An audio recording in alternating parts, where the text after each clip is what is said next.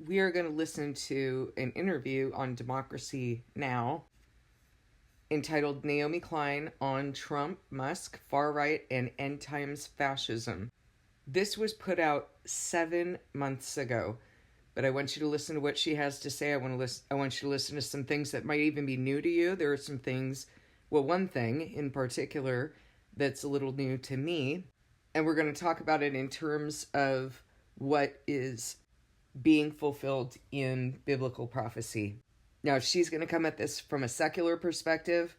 When there's a secular perspective, there is no understanding. You can report on facts, but the only thing that's left there are your opinions, which don't matter, and postulation and discussion about what might be going on, which also doesn't matter. So we're going to look at just really the facts of what she is reporting. And part of the facts of what she's reporting is the ideology behind end times fascism. And we're going to look at it from a biblical perspective because we actually have information that we can rely on, that is true, that we can count on that information to tell us what we're seeing during the times we're living in. So let's go ahead and take a listen. War and Peace Report. I'm Amy Goodman. We spend the rest of the hour with award-winning journalist and author Naomi Klein. She has a major new piece out, co-authored with Astra Taylor for The Guardian newspaper. It's headlined, The Rise of End Times Fascism. It looks at the apocalyptic fervor of the far right. In it, they write, quote, the most powerful people in the world are preparing for the end of the world, and they themselves are frenetically accelerating. That is not so far away from the more mass-market vision of fortress nations that's gripped the far right globally, from Italy to Israel, Australia to the United States. In a time of ceaseless peril, openly supremacist movements in these countries are positioning their relatively wealthy states as armed bunkers, Naomi Klein writes. She's also professor of climate justice at the University of... Okay, so one thing I want to say, climate justice, what the heck is that? Who cares? Who cares what that is? Because yes, there are climate issues going on, and the word tells us that they have to do with judgment. That is something that God has brought. So whatever someone's going to talk about in terms of their expertise on climate justice or global warming, it's inconsequential. If you're not telling people to return to God, there's no truth in what you're saying. I don't care about your God of science. I mean, go somewhere else with that. The other thing that I want to say that needs to be taken into consideration with regard to the times is that there are two kingdoms here that are happening in this world. There are no other kingdoms, two kingdoms. One is of Christ, one is of the Antichrist. The Antichrist being Satan. Many Antichrists have come. That's his kingdom. The Antichrist that is spoken of the end is a kingdom. And the thing that determines who is in what kingdom is what spirit is occupying you. And the spirit that is occupying the Antichrist kingdom is freaked out. We're told that in Revelation 12. We were told by Jesus when he was here that from the time of John the Baptist until now, heaven has been exposed to violence and violent people have been raiding it. Why? Because of what is written in Revelation 12, that the first criteria that needed to be fulfilled in order to triumph over the devil was being fulfilled. That was the message of John the Baptist. The Lord is coming. The Messiah is coming. Make straight paths. The first criteria to triumph over the devil is the blood of the Lamb. The second is the testimony of the witnesses. And you are living during the time of the testimony of the witnesses. And so, yes, even though this was posted 7 months ago, the witnesses have been testifying. And so, and remember the way that Jesus stated this, from the time of John the Baptist until now, heaven has been exposed to violence and violent people have been raiding it. So Satan wasn't freaking out when the blood of the Lamb occurred. He was freaking out. Well, surely he was, but that's not when his freak out started. His freak out started when John the Baptist was saying, this is what's gonna happen. This is what is here right now. Prepare for it. So 7 months ago, what was happening 7 months ago? The witnesses were finishing up they're testifying. And Revelation 12 tells us that when the witnesses come, that he freaks out and there is war in heaven. The woman fled into the wilderness to a place prepared for her by God where she might be taken care of for 1,260 days. Then war broke out in heaven. Michael and his angels fought against the dragon, and the dragon and his angels fought back. But he was not strong enough, and they lost their place in heaven. Now, if he's freaking out in the heavenly realms, what's happening to the people whom he occupies? What's going on inside of them? If he's freaked out, they're freaked out, and they're going to start acting weird. And you see that once he's triumphed over and he loses his place in the heavenly realms, in verse 11 it says, they triumphed over him by the blood of the Lamb and the word of their testimony. Okay? Jesus and the witnesses. They did not love their lives so much as to shrink from death. Therefore rejoice, you heavens, and you who dwell in them. But woe to the earth and the sea, because the devil has gone down to you. He is filled with fury because he knows his time is short. Why are they freaking out? Because the spirit in them knows something is up and the devil's time is short. They may not be able to identify it. And Jesus tells us that in Daniel 12 when he's speaking to Daniel. He tells us that the wise are going to understand, but the wicked will not. So the wicked really don't have much understanding about what is compelling them to behave in the ways that they behave. It's really just coming from the spirit that occupies them, a spirit of fear that is floundering and scrambling because now it knows that its time is short. Look, these spirits know something, don't they? And they're awaiting destruction. Do you remember what the spirits said to Jesus when he cast them out of Legion? In verse 30 it says, Jesus asked them, "What is your name?" "Legion," he replied, because many demons had gone into him, and they begged Jesus repeatedly not to order them to go into the abyss.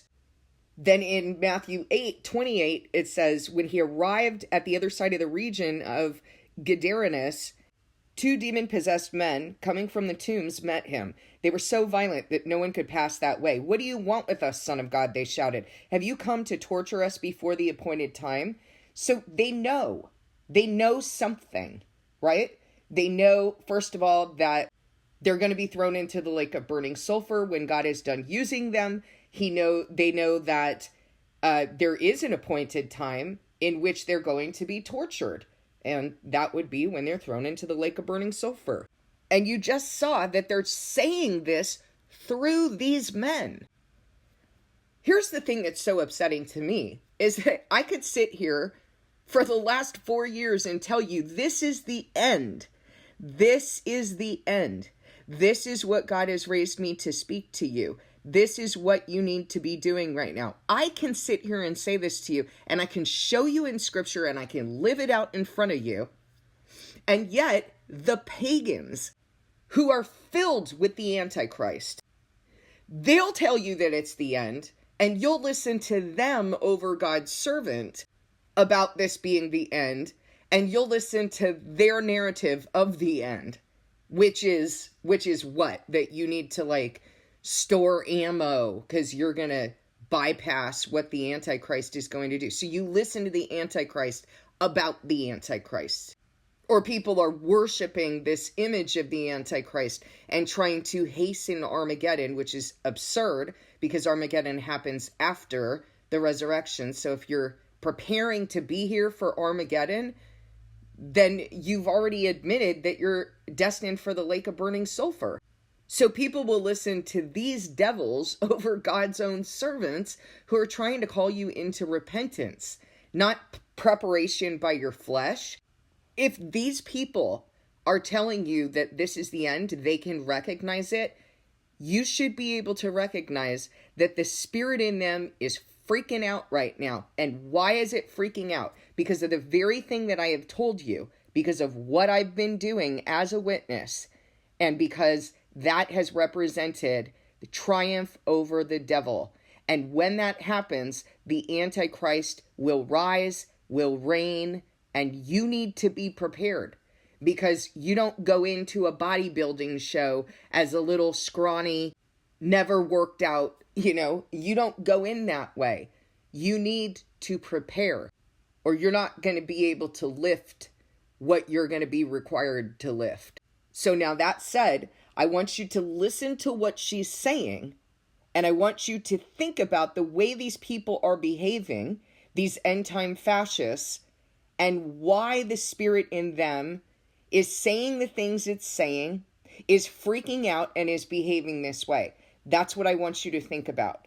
Of British Columbia, founding co-director of the UBC Center for Climate Justice. Her latest book, Doppelganger, A Trip into the Mirror World. Naomi, welcome back to Democracy Now! It's great to have you with us. If you can start off by talking about your piece and what exactly you mean by talking about the end times, fascism. Well, it's very good to be with you, Amy. This isn't the most cheerful piece I've ever written with Astra Taylor, a very close collaborator, founder of the Debt Collective. And we were trying to kind of map what is similar and what is different about the type of far-right politics that we're seeing today. And I should say the piece is not only grim, it also looks at what this can mean for a response to this particular form of fascism, because we can't fight it if we don't understand it. So I think a lot of very good scholarship attempting to understand authoritarianism today, whether it's Trump or figures like Duterte or Modi, have looked at similarities. Okay, you hear that she identifies Modi, and this is another thing I want you to pay attention to, is how frequently Modi and India are mentioned in reference to this Antichrist regime that is rising because of what God said to me over a year and a half ago, and because of what I've been showing to you since he said that to me about India prostituting itself to Israel. And you're going to hear her mention some things about India, and the way that it models itself after Israel, the way that it prostitutes itself. You're going to hear her talk about that as well. Between these far-right figures and, say, Mussolini or Hitler, and have taken a kind of a checklist approach of looking at what is similar to the past, right? And I think there's a lot of value in that. But the risk of it is that it doesn't look at what is new and what is particular to our time. Fascism always is an attempt by the right to resolve a crisis of its own era, right? So in the 1930s, they were attempting to resolve, in Germany, the humiliations of the First World War, the impacts of the Great Depression, and to propose a unity in the face of that, for the in-group. But our moment is different, and one of the things that makes it different, if you think about fascism in the 1930s, this is before the atomic bomb. It's before they understood climate change. And we are in a moment where our elites, whether they admit it or not, do understand that our economic model, and I've written books about this and talked about it with you in the past, is at war with life on Earth, right? And they are barreling down this road of more and more extraction of fossil fuels, of all kinds of, basically anything they can extract from this earth and turn into energy and money, particularly now with AI, which is a energy and resource hog, water, LNG, critical minerals, all of it. So we're trying to understand how this is informing the kind of fascism that we're seeing. And also, we're trying to understand what unites this kind of strange Frankenstein coalition that Trump... Okay, so she's a climate person, so she's going to be focused on that. I mean, it's greed. It's obviously greed that's motivating. And these people are scrambling. When you feel afraid, you start trying to hoard, you start getting self-focused. You're not concerned about other people. This is evil. It's evil to start hoarding and not care about other people. God has told you that you're not supposed to be storing up like the pagans do who live in fear. You're supposed to be concerned about the poor. So that's what it's all about from the perspective of what we know from God. But she's not speaking on that authority, so you have to take the facts that she's giving you and understand them from the perspective of God. Represents where he's bringing together these, the richest people in the world who have ever existed with, many working class people. So what binds the vision, right? And what we come up with in this piece, or what we propose in this piece, is that they all have given up on this world. Like they all have bought into a kind of apocalyptic fever, right? Whether it's Elon Musk and Jeff Bezos and their investments in outer space and sort of writing off this planet. Okay, so what she's saying right there is very important. It's really striking to me. What she said is they've given up on this world. Now, who is the prince of this world? He already knows that he's been defeated, that he's been triumphed over, and that his end is looming. And so he's given up on this world. Now he's just floundering. Like, what would you be thinking if you were in his position? At the time this interview was posted, it was nearing the end of the testifying of the witnesses. What would you have been thinking? There's no going back. The devil at least knows that. Like, you're not going to be able to win. There's no going back. You've been triumphed over. And so I think it's really striking that his minions, those through whom he's doing his bidding, that they have given up on this world. And that you're seeing them flounder and just trying to, well, what do we do? What do we do? What do we do? Yeah, I mean, there is nothing that you can do. You're going to your destruction. So I guess you might as well go out in a blaze of what you think is glory. Like, try to get everything you possibly can before you go to your destruction. It's just this. I mean, that's what we're seeing. That I wholeheartedly know that is what we're seeing. They don't even know what they're doing. They are compelled by a spirit that knows that it is already defeated.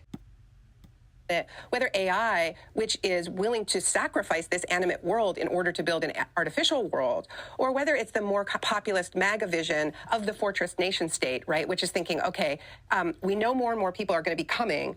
We know that disaster is on the horizon. I've listened to a lot of Steve Bannon for when I was writing Doppelganger, and it's all very survivalist, right? It's all of the commercials pretty much are selling. Of course it's survivalist. That's the only thing they have. They don't even understand what's going on. Like, at least the devil knows why he feels this way, why he's all freaked out, because he's been triumphed over. They don't even know. And so, yes, of course, they're going to scramble into this survivalist mentality. Gold because the economy is going to collapse, ready to eat meals for 90 days because you never know what's going to happen. So it sees the nation and the in-group as being inside the bunker, and then it's exiling the out-group to all of these lawless territories that you've been covering on the show. So it's not the same vision, but what it shares is this apocalyptic fever. And then, of course, all of it is following a similar structure, like narrative structure, to the biblical rapture. And, of course, you have people who believe in that within the Trump. Wish she didn't say the biblical rapture, because the rapture is not biblical at all. It's not even a word that's used in the Bible. But understand that we're not talking about the resurrection. We're talking about what these people's narrative that they built around a word and a concept that does not exist in the Bible. The narrative of rapture is not in the Bible. The resurrection is in the Bible. So let's make the distinction. These people have followed after false doctrines, invented, formulated, fabricated by man, that they're going to be picked up. And in fact, let's all just be realistic about this. Even Trump himself admitted on Air Force One when he was being interviewed that he doesn't believe he's going to heaven. And he's right about that. He is not going to heaven. It's a very funny thing, interesting thing for him to admit to. But he admitted it. I mean, that's a kind of a bizarre, like, what is the point of being Christian if you don't believe that you're going to get the reward and inheritance of being a Christian, of suffering as a Christian? So basically, what you're admitting to is that you don't believe that you belong to that kingdom at all. You know who you've been. Do you think Kristi Noem, who has rape and murder on her hands, do you think she thinks she's going to heaven? I mean, she's pretty dumb. Maybe she does. But to be honest, I don't think any of these people, all tatted up with crosses in the American flag like Hegseth, I don't think any of these people actually believe in God, believe in even the narrative that they're perpetuating. They just use it for their own agenda and for their own reward here in the world. And guess what? Jesus said, if you have a reward in this world, you don't have one in heaven. You already received your reward. All of these people are receiving their rewards. You see how rich they are? Do you see what they're all about? They've received their rewards. They are not going to have their cake and eat it too. What they are scrambling for is survival, is trying to get theirs, basically. And then maybe, I don't even know what they think about their whole rapture narrative. I honestly, I can't even pretend to understand what it is they think. The only thing that I know is that the word says many are going to come to him and say, Lord, Lord, didn't we do these things in your name? Like, no, you denied my name. Like, no, you didn't do these things in my name. What are you talking about? You have denied the name of God. You've denied the plan. You've denied his commands. You've denied all of it and oppressed God's people. A coalition who are Christian Zionists like Mike Huckabee and Pete Hegseth, who believe that the actual end times is coming, and they think it's all going to go down in Israel, and all of the horror that you report on so well and so committedly on the show. These are all good signs if you believe in the rapture, right? Because it means that the end is coming and the faithful are going to be lifted up to a golden city in the sky. So what we're looking at is like the religious version of that story, the fundamentalist religious version of that story, where you literally believe you're going to be saved and taken up to heaven. But also the secular vision, where your wealth protects you or your citizenship protects you, and you get your own version of that golden bunkered city. You mentioned Gaza, and you just came from... Okay, let's just talk about that for a sec. So this is what these people believe. Never mind what Israel is in the Bible, that Israel are God's people. Never mind, and that they are all throughout the world. Israel is not land in the Middle East that was invented in 1948 or 47. I never actually know when that officially occurred. Israel is not something that is given or inherited through murder and rape and sodomy and theft. That's absurd. None of this is biblical. And every time that I hear this narrative, I personally, as a Christian, feel humiliated. I feel humiliated that this is what people think Christianity is. And I feel humiliated on behalf of the God I serve and the name of Christ. Everything that he stands for. It is humiliating to hear people say that that is Christian, and it's also infuriating. This is not the way it goes. God's people are going to suffer. And it is not an ethnic group or a group of people who are calling themselves Jews, though they are not, but are of the synagogue of Satan, as Revelation 2:9 and 3:9 tell us. It is Christians. A Christian is a Jew, and a Jew is a Christian. Anybody else calling themselves a Jew is not a Jew, because a Jew is one who is circumcised in heart from the sinful flesh. There were many who even believed that Jesus was the Messiah, but would not accept him. They rejected him because they loved the praise of man more than the praise of God. Were those people circumcised in heart from the sinful flesh? No, they loved the praise of God. By very nature of that statement, they were not disconnected from sinful desire. They didn't like the message of Jesus, and so they constantly tried to justify that he was wrong and to condemn him in order to justify themselves. Is that circumcision of the flesh? If you do not accept the Messiah that's been promised to you, you're not a Jew. You are not a Jew, period. Why? Because you're not circumcised from your sinful flesh. The first Christians were Jews. They did not need to separate themselves from other Christians, saying, no, we're Jewish Christians, you're Gentile Christians. What they said was, there is no favoritism, and there is neither Jew nor Gentile in the kingdom of God. A Jew is one who is circumcised inwardly, not outwardly, inwardly from the heart, in the heart, from the flesh, by the Spirit. That is the definition of a Jew. So the idea that a group of people that you are worshiping, that you are setting up as being some sort of exalted group, the chosen people, you don't even have the concept of what God actually chooses, And this is the image of the Antichrist, as is written in Revelation 13, that the false prophet of the United States created and then requires everyone to worship, that it blacklists those who will not worship it, causing them to not be able to buy or sell. And the image of the Antichrist, of fake Israel, kills all who will not worship it. That's what's going on right now.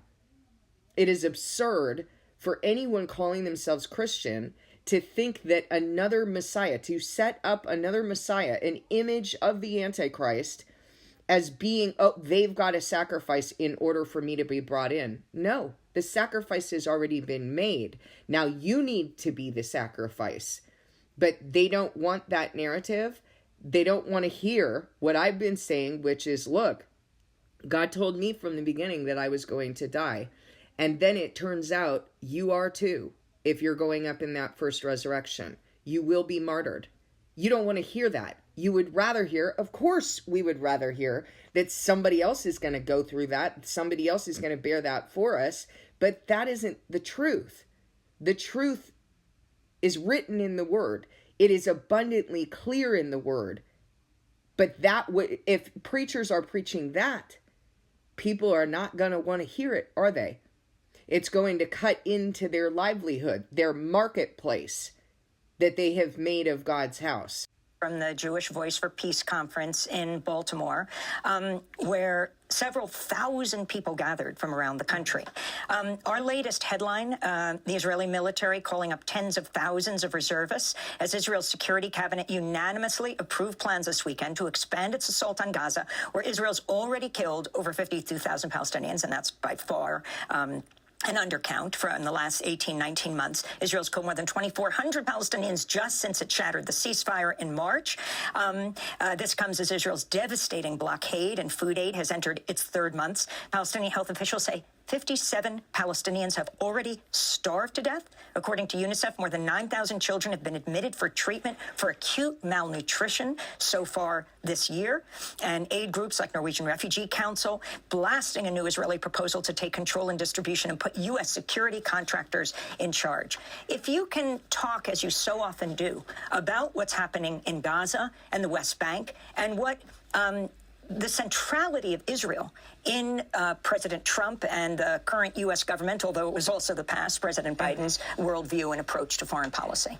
So I don't think there is a single answer to understanding what the driving forces are. And this is what we're trying to get at, is that there's a kind of an overlap of these different apocalyptic worldviews.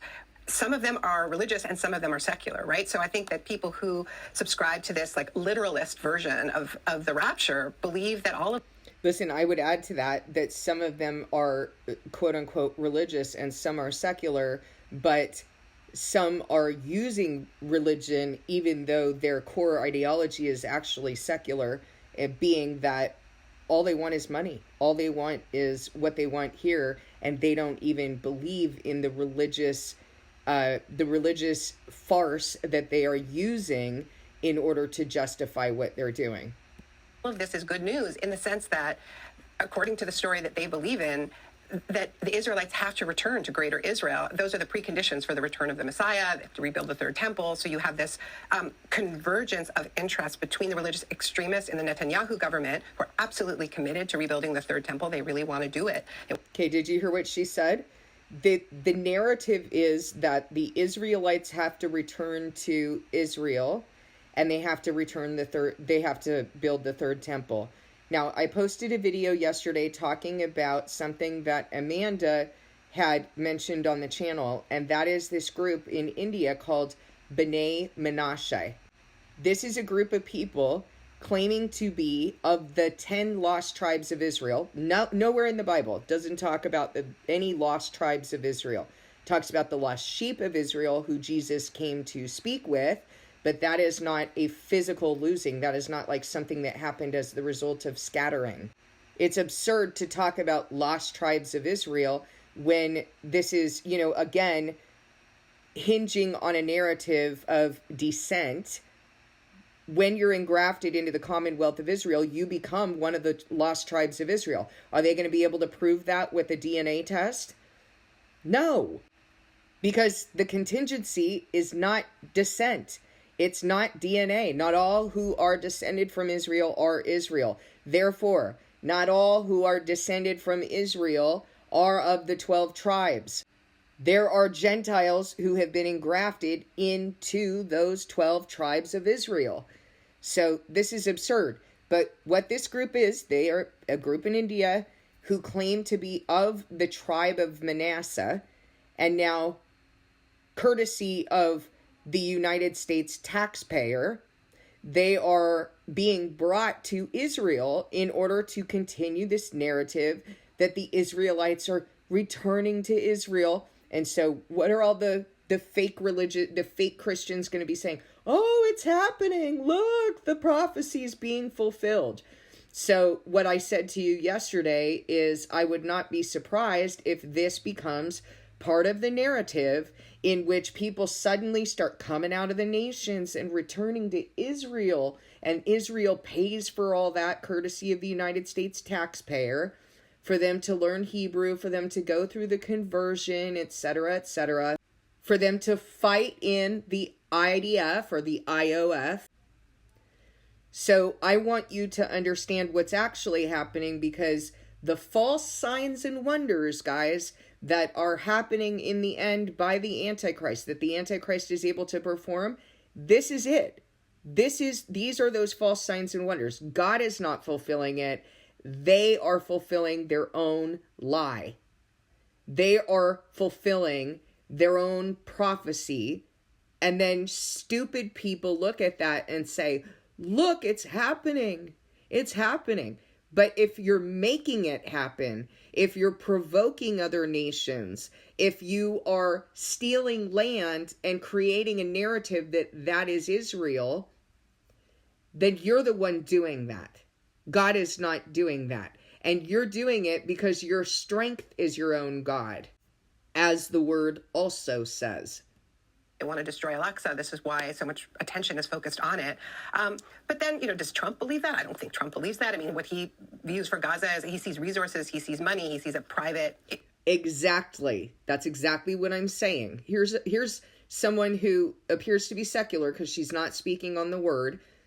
She's saying, does Trump believe that? No, I don't think Trump believes that. Why are people who call themselves Christian, who are supposed to know the truth, who are supposed to discern the spirit, test the spirit to see if they're from God, and not believe every spirit that says they're from God?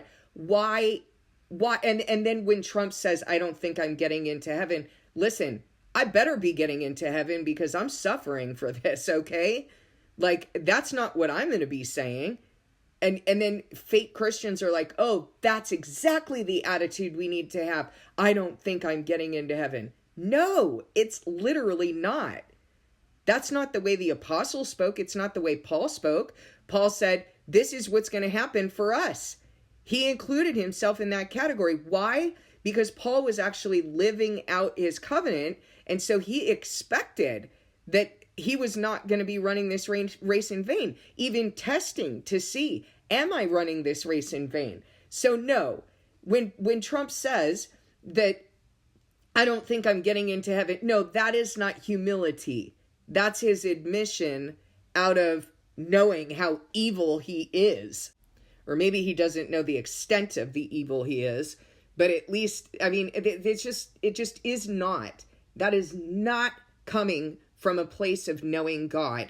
If you know God and you don't know whether you're going into the lake of burning sulfur or you're going to heaven, there is an issue.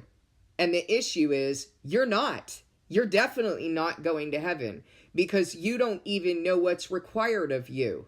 And here someone who does not know the word, who is a pagan, is saying, I don't believe he even believes that.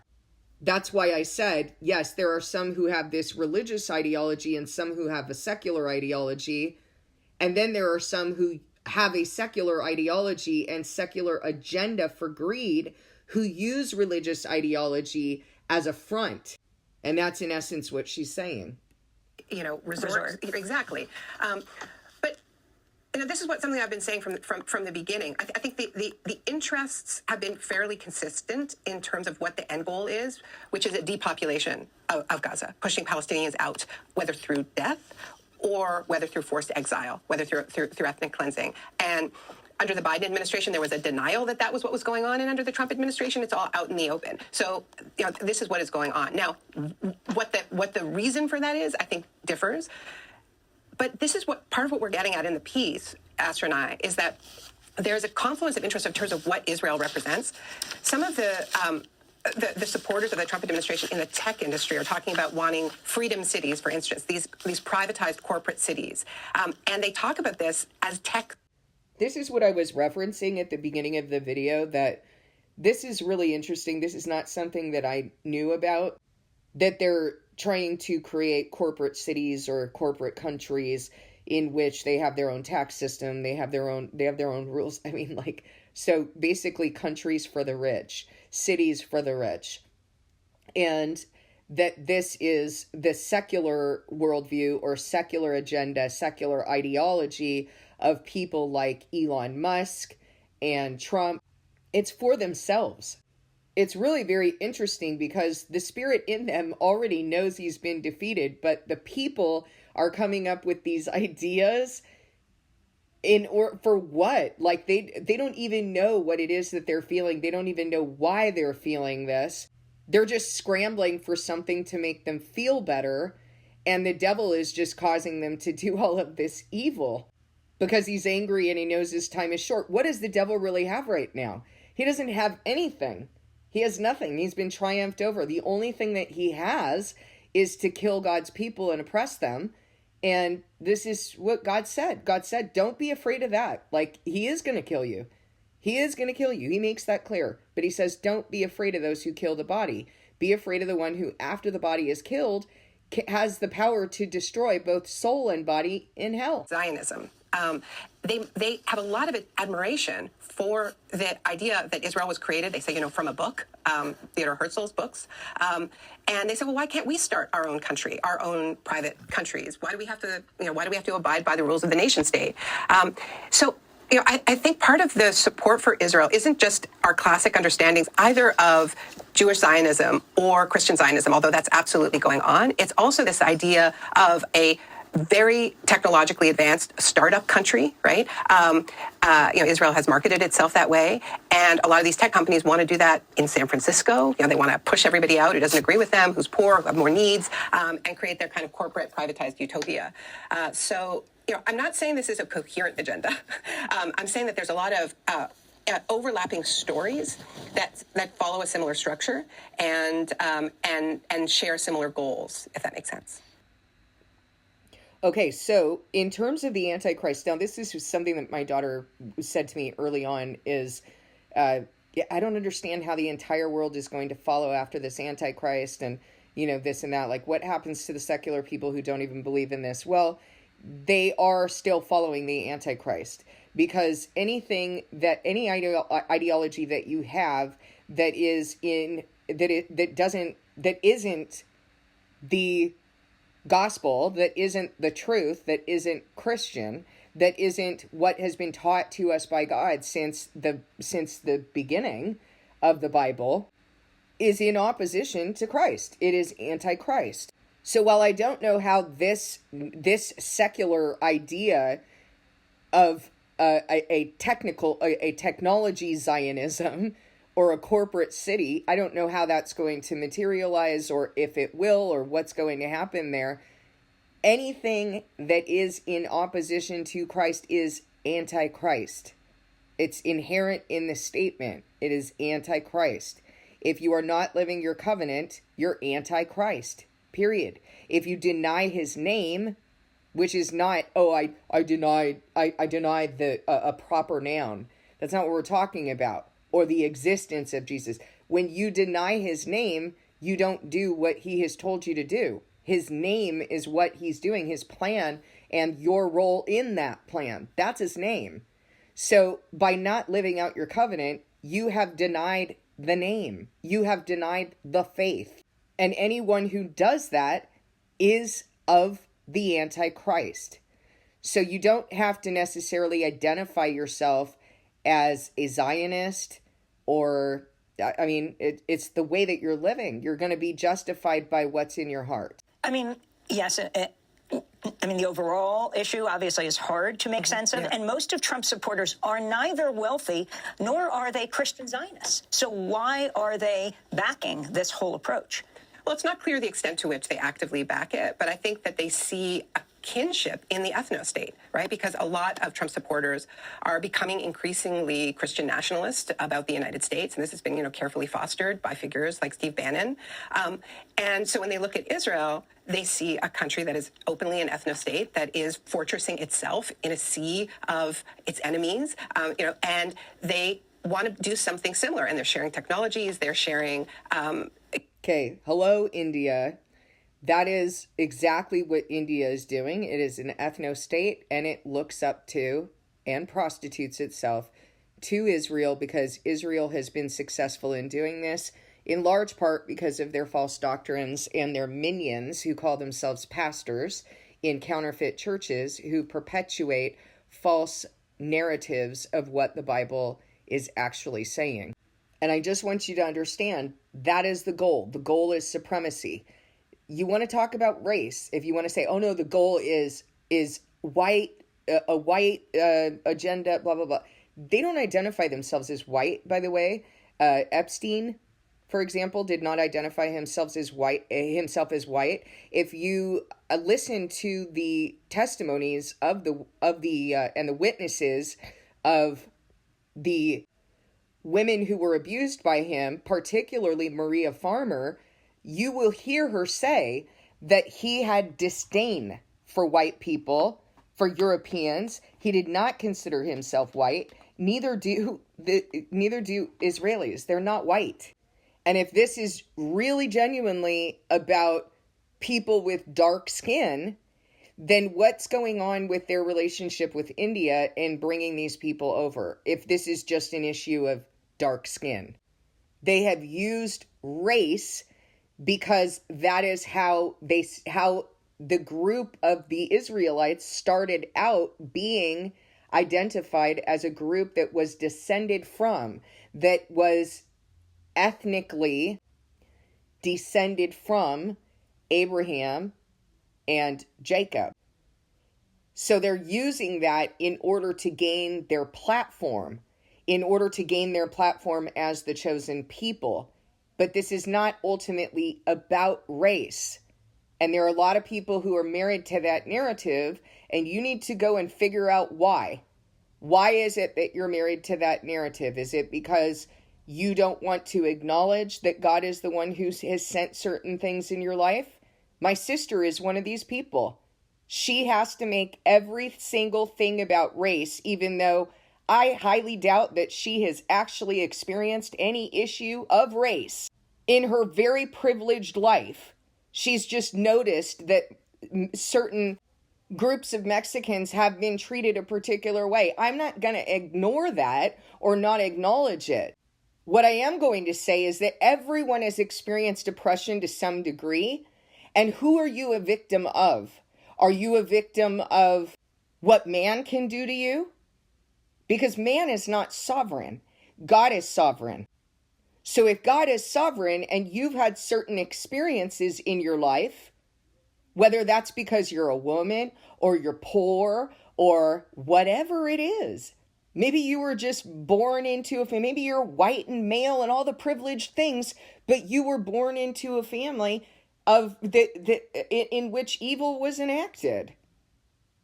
Are races the only people who've experienced injustice? So based on the experiences you've had in your life, what are you going to choose to focus on?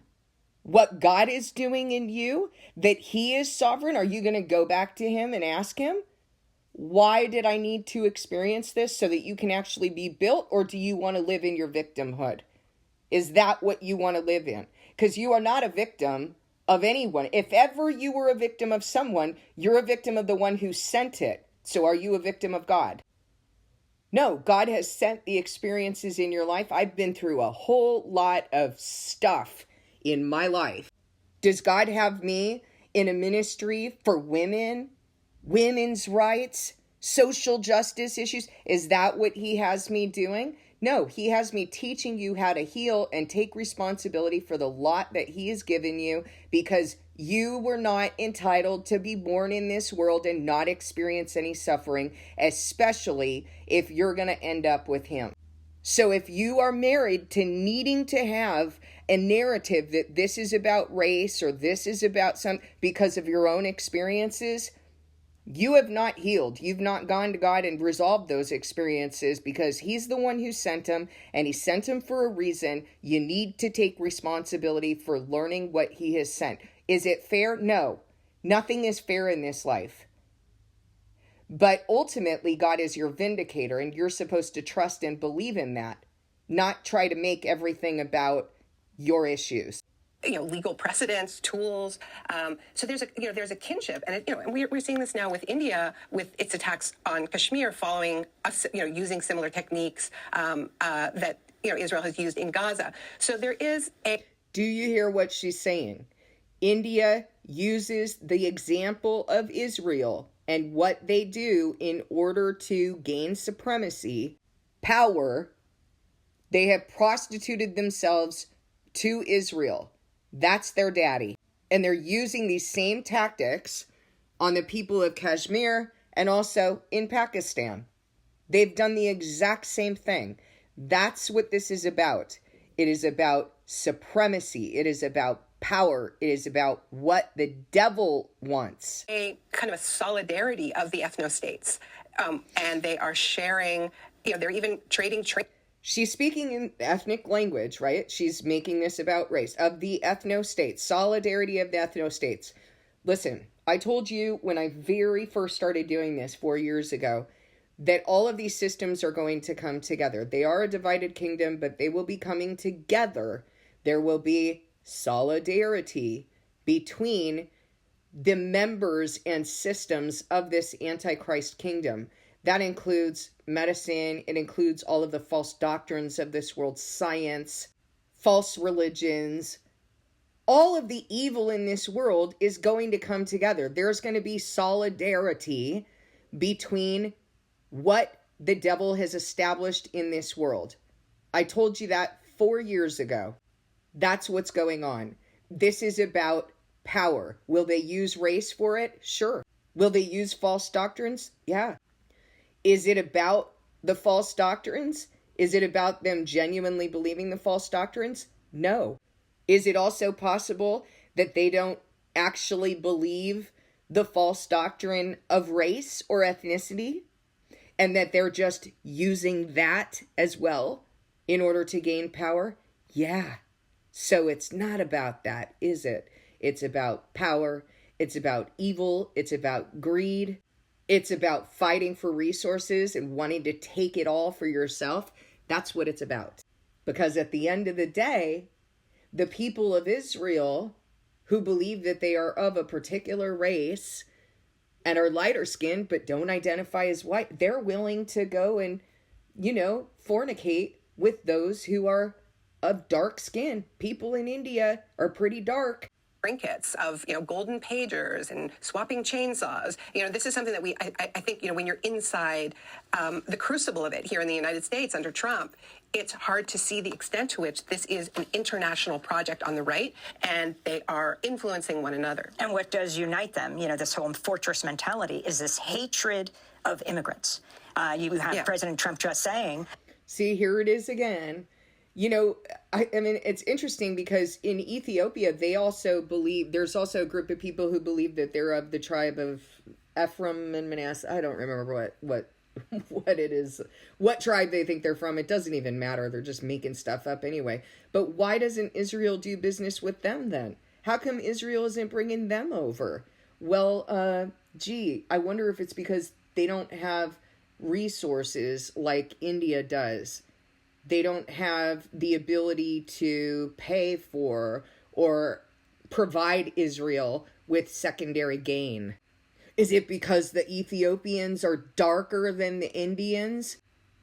Not really, because it's not a problem to be an immigrant. It's not a problem to be in a minority group as long as you have something to give the other the power. as long as you're going to give something to them, right? Venezuela, for example. Why is America fighting this war on these boats and trying to pull on these people who are on boats, fishermen, not drug people, and trying to take Maduro out of power? Because that evil devil, Maria Corina Machado, is begging Israel to make them a vassal state because she wants to rise to power. Well, if this was about race, then both America and Israel, who seem to hate, well, particularly America, which seems to hate Hispanics or Latinos, but, this isn't a problem because you have oil over there and you have a minion who wants to get in power. So, yeah, we'll fight your war for you. Yeah, we'll do these things on your behalf. Oh, all of a sudden, these people need help. They need to be rescued from Maduro. Meanwhile, the Hispanics and Latinos who don't have any money or power here in the United States, unless you do and you can afford that gold card to stay here, then you can stay here, right? If you have some sort of secondary gain to provide to the people in power, then you can stay here. Then it's not a problem. You're not a criminal and a rapist. This isn't about race. It's about power and greed.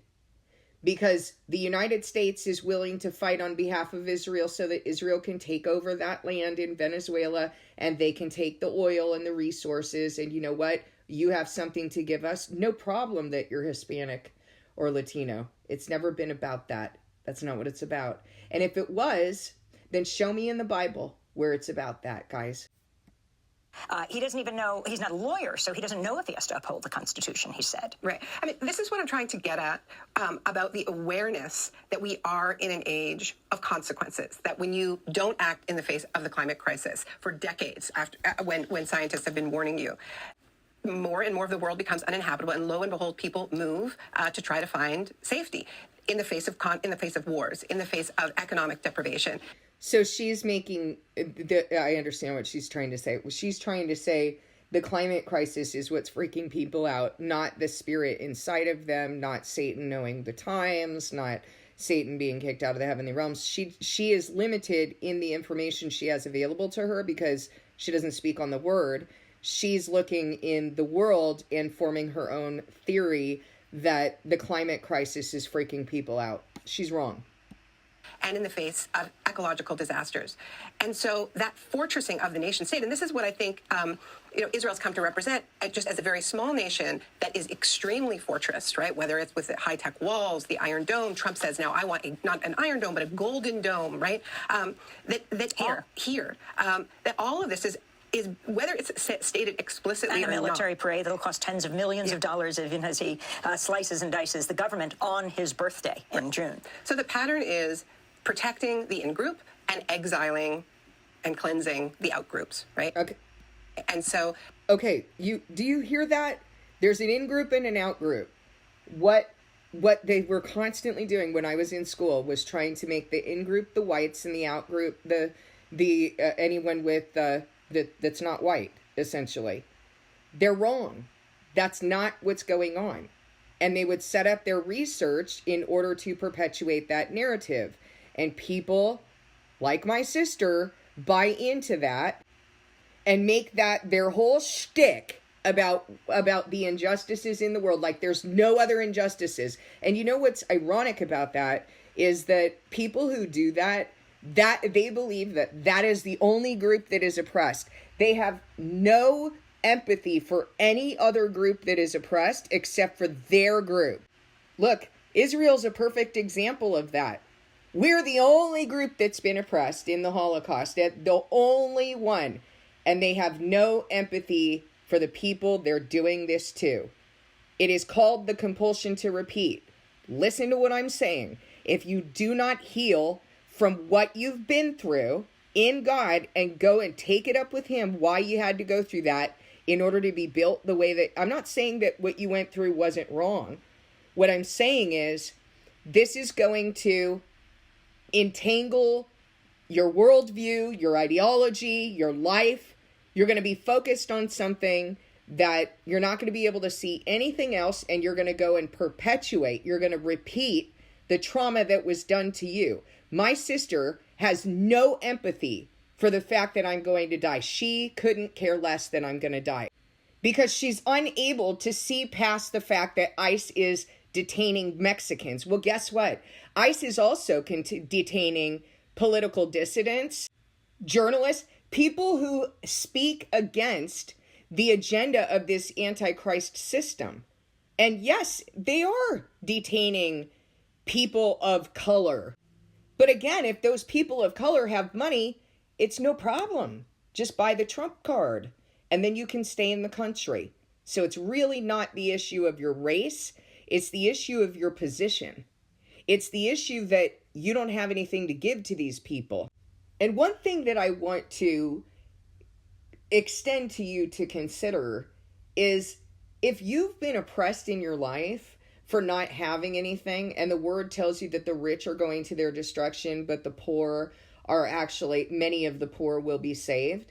Why don't you why is it that you're so upset about that? Why don't you look at what the word says, that you are blessed, that you should rejoice in your afflictions and your suffering and your slander and your flogging or suffering on behalf of the name? Why is it that you don't have that perspective? Because you haven't healed in God. You haven't taken it up with him. You're too busy living as a victim. I take pride in my exalted position, as James said. Take pride in your exalted position if you are in humble circumstances.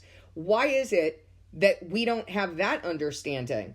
That people who are being persecuted are more likely to be the people of God than those who are not, than those who are in positions of power. You see, that's not an understanding that people who live in victimization have. Is if there is support among the MAGA base for Israel, it's less out of a love for Israel than more out of an identification. Like they are doing what we want to do here. You write many things in your piece, and I just want to go to one of them. You say,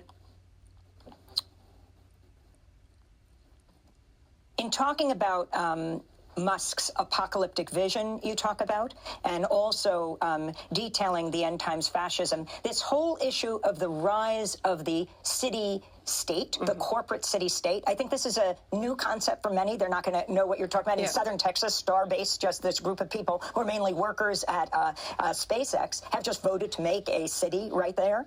Yeah, and we've had sort of, I mean, the idea of a company town is not entirely new, right? And Disney had Celebration Florida, and there are lineages to this, right?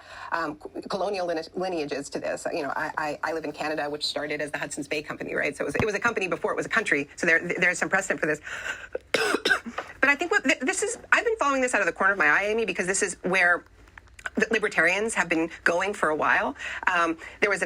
Peter Thiel has been obsessed with this idea. It's increasingly being called exit, so exiting the nation and just starting your own country where you can set your own tax level, you can make your own regulations. Or not. And countries and these little corporate countries will compete with one another to try to attract capital, right? So in a way, it's an extension of the free trade zone, right? Where this is in a way like a denationalized country within a country. But Trump started to float this in 2023, the idea that he would create 10 freedom cities on the campaign trail. I don't think his base much knew what he was talking about, but now you have all these lobbyists who fully intend to take him up on it. And we're starting to see the beginning of this with the SpaceX city. So you also write about El Salvador's terrorism confinement center, the notorious prison Saycat, where so many hundreds of people have been sent from the United States. And at the same time, in the last 24 hours, President Trump saying he wants to reopen the notorious Alcatraz, an island in San Francisco. If you can talk about the prison as a model for what Trump wants to put forward, and particularly in relation, as we see, motivating so much to immigrants. Well, this is an incredibly bleak vision. So repression is always a huge part of any kind of fascist project, right? You need to contain the outgroup. You need to disappear the outgroup. So this part of it is not new. But I think what is so worrying to me is that Trump was elected promising all kinds of things to his base, right? He promised to eliminate inflation. He promised to bring these great jobs home. He's not delivering on any of that. So the sadistic part of his project is really all he has to offer, right? I think one of the most chilling things I've ever seen in the United States was Trump sharing that video at his 100-day rally of just pure sadism, of just looking at prisoners as entertainment, being shaved, being shackled, being paraded. And he's not delivering on the price of eggs, and he's not delivering on the jobs, by the way, because he's throwing all in. He's going all in on AI. So the jobs that are coming back seem to be mainly for robots. It's not actually for his base. And so this scales up the need for the sadism and these spectacles, right? And I think that's what something like Alcatraz represents. He's a TV producer first and foremost, right? He's producing spectacles, and the less he has to offer economically, tangibly, materially, the more he leans on the sadism. You write the governing ideology of the far right has become a monstrous supremacist survivalism. Our task is to build a movement strong enough to stop them. Mm-hmm. What would that movement look like, or what do you see is being formed right now? Mm-hmm. You know, what we're doing in this piece by laying out the bleakness of the vision. And when I say bleakness, I think it's beyond something. Okay, whatever she's going to have to say is inconsequential, because God's word says that they're going to be successful until the time of the end, and nothing's going to change that. But one thing I want to tell you is that the word tells us that during those 45 days, when the time of great distress, such as has not happened since the beginning of the world until then, the 1290 days after the witnesses have been killed, up to the 1335th day of that time of great tribulation. During that time, the man of sin is going to be revealed, and the Son of Man is going to be revealed. So you're going to know exactly what has been happening. When I'm speaking to you today and I'm saying, I want you to consider the spirit that is in these people and why they're being compelled and jacked up in their flesh to do the things that they're doing. When I say that to you, what I'm asking you to consider is the man of sin, the devil, inside of them being revealed. I'm asking you to look inside at what is happening rather than making this about the things that the world says it's about. They're saying it's about race. They have their own narrative about what this is all about. You need to be able to look at this from the perspective of the word, so that you understand what the Son of Man is doing inside of his people and what the devil is doing inside of his people, and how this has been separated into two kingdoms. We're listening to people who do not speak on that authority, and we have to be discerning about the facts that they're presenting and throw away their opinions and their deductions, because those are inconsequential. The only thing that matters is what the word says. Let's see if there's anything else that is actually of use here. We've seen before, because there's always an apocalyptic quality to fascism, but fascism of the 1930s and 40s had a horizon. Like, after the apocalypse, people were being promised a future, a pastoral, peaceful little piece of land. Why would there, like, by the way, what would be the significance of an apocalyptic quality to fascism? Well, when resources become low, like, for example, during the Depression, during times of war, during times of inflation or famine, when resources become low, or even there's a perception of resources being low, because actually there's enough food. It's just the way that it's being allocated or withheld from people because of the evil people in power. So when there is this perspective that there are limited resources, people start to get selfish. They start to focus on themselves and getting theirs and taking care of theirs. And they stop taking care of other people because they believe that there are not enough resources for everyone to be taken care of. So they lose sight of what God has commanded, which is for us to take care of each other. And when we do that, no one has too much and no one has too little. This is what I've been trying to tell you guys. This is required. You need to take care of each other, or don't expect to be taken care of during the Antichrist reign. You're going to be in a position to know what I'm talking about. Please consider what I'm saying, that you need to take care of each other. You need to use the resources you have the way that God has commanded you to use them, or you will not have them anymore. So when you think that things are quote unquote apocalyptic, which I always think is the stupidest term, because all apocalypse means is the revelation, which is the revelation that was given to John. That's all it means. And yet, usually when people are referring to an apocalyptic scene, there's literally nothing about the revelation of John that they actually have in their hearts to understand what's going on in front of them. That right there is what I'm trying to tell you.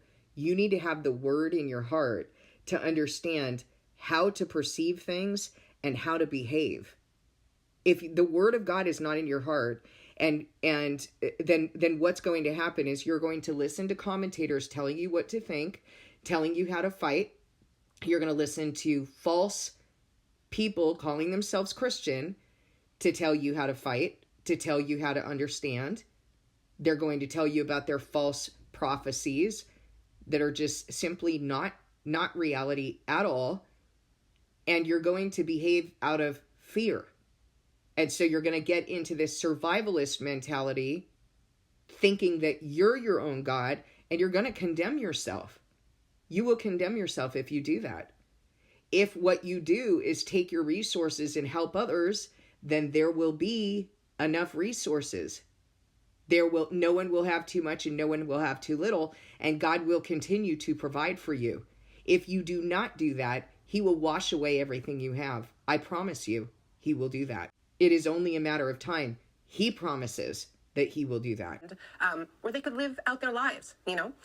Even though Trump talks about a golden age, there really isn't a future that the base believes in. You know, and this is what I've learned by consuming far too much MAGA media, Amy.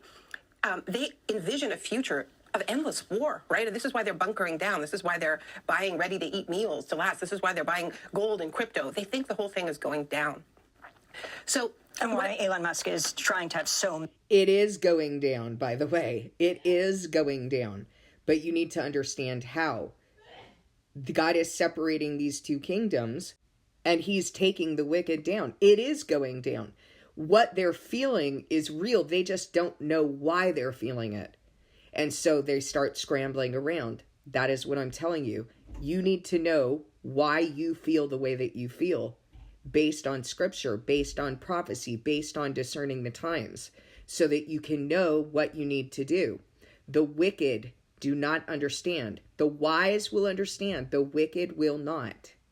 Many children, at least 14 at this point, but he's actually explicitly texted it saying, we've got to do this much faster, as he proposed to one of the women he has children with, saying, we got to start using surrogates. So they don't... I'm so sick of, by the way, just like side note, sick of people exalting Elon Musk because he is the richest man in the world, therefore he must be smart.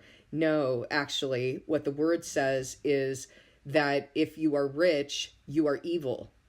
So that's not, so like, why do we exalt him? Why are we like, well, Elon says he didn't even have the sense to not join Trump, right? Like, he didn't even have that sense. Did God not make a fool of him? I honestly am over it. And like, oh, everything's going down, so let's have more babies. Yeah, that's sound. Believe in the future is the bottom line. And that is, I think I've been in a lot of progressive spaces in recent months where we've talked about building these very broad coalitions, including with people who we don't entirely disagree with. I've never encountered a potential coalition more broad than the idea of, how about if we believe in this world? How about if we believe in the future? Because we're up against... Okay, she's wrong about that, because obviously we're not supposed to believe in this world. We're supposed to believe in God. So she's telling you, she's bringing out of her mouth what's in her heart. That that we believe in the world, we believe in what we create, we believe in what we're doing as human beings, not what God's doing. That's not going to save.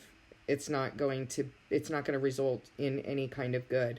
All right, I think I'm going to end it there. I don't think that they say anything of any kind of benefit to us in the rest of the interview. I hope that you will take what I've said in this video and go discern it with God and think about what you're supposed to be doing right now.